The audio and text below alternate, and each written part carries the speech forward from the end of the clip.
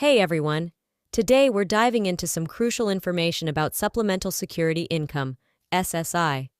You probably already know a bit about SSI. It's a program designed to help those in need, including disabled individuals and elderly people who haven't paid enough into Social Security to qualify for retirement benefits. It also supports asylum seekers, refugees, and immigrants who might be in a transitional phase. Unfortunately, the SSI program has several issues. The benefits often aren't enough to live on, and the financial restrictions haven't been updated in a long time. This means that many people who rely on SSI still struggle to meet their basic needs.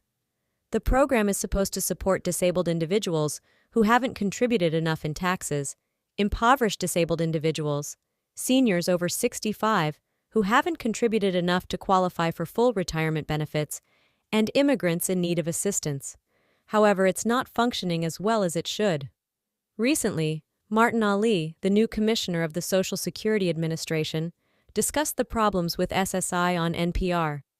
In this video, we'll listen to what he had to say and then dive into the details. Let's get started.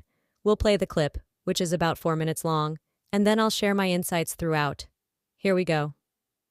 Martin Ali talked about how SSI is meant to keep elderly people out of poverty, but the outdated and complex rules often result in people being removed from the program or owing money to the government, sometimes tens of thousands of dollars, which they don't have. These rules are particularly harsh on some of the poorest people in America.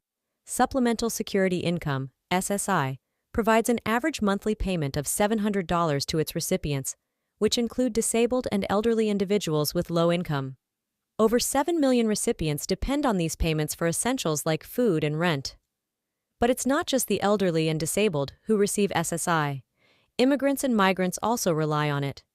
Martin Ali emphasized the need to simplify the program and overhaul its outdated rules. One major issue is the asset limit.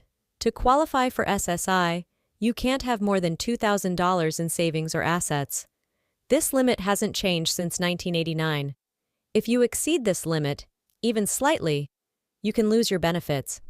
For example, if someone has 2 cars or even just 1 car that's valued over $2,000, they could lose their SSI benefits. The rules allow for 1 car and 1 house, but anything beyond that counts against the asset limit.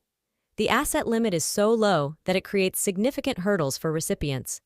There's a bipartisan bill in Congress aiming to raise the asset limit from $2,000 to $10,000, which would be more in line with inflation over the past 50 years.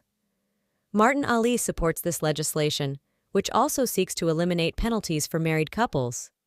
The asset limit for couples is currently just $3,000, which is why many people on SSI choose not to marry or hide their marriages. In addition to the asset limits, the program's complexity makes it difficult for both recipients and staff to navigate.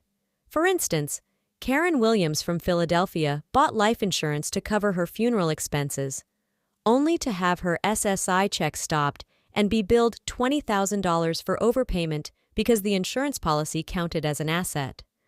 Martin Ali pointed out that SSI recipients can easily trigger the asset limit, whether through having a bit of extra cash, a small bank account, or even a second car. He called for an overhaul to make the rules more sensible and less punitive. Another significant issue is the in-kind support and maintenance rule, which can reduce benefits if recipients receive help with food or housing. The cost of living has risen so much that the government had to exclude food from this calculation recently, but the rule still poses challenges for many. Overall, the SSI program needs substantial reforms to better serve its recipients. These changes could help lift some of the most vulnerable people in the country out of poverty and give them a fair chance at a decent quality of life.